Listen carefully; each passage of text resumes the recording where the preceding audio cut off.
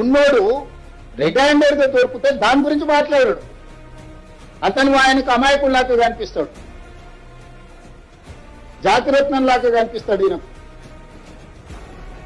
యువతల పిల్లల్ని చట్ట ప్రకారము పకడ్బందీగా చర్యలు తీసుకున్నాం. మేము కేటీఆర్ బావమరిది ఫామ్ హౌస్ లో డ్రగ్స్ దొరికినా నోటీస్ ఇచ్చినాం, పోలీస్ స్టేషన్కి వచ్చి విచారణను ఎదుర్కోమని. ఈరోజు పోక్సో కేసులో విచారణ ఎదుర్కొంటున్న బండి భగీరథ్ కూడా ఇంటికెళ్ళి పోలీసులు నోటీస్ ఇచ్చిండ్రు. వాళ్ళు కొంత సమయం పెట్టిండ్రు వస్తామని. దాని తర్వాత సర్టిఫికెట్ అమ్మాయి మైనర్ ఆఫ్ మేజర్ అని ప్రభుత్వ రికార్డ్స్ మేము సేకరించినాము. అమ్మాయి ఏజ్ ఎంత అనేది ఎవరు నిర్ధారించాలి? కేటీఆర్ ఏమన్నా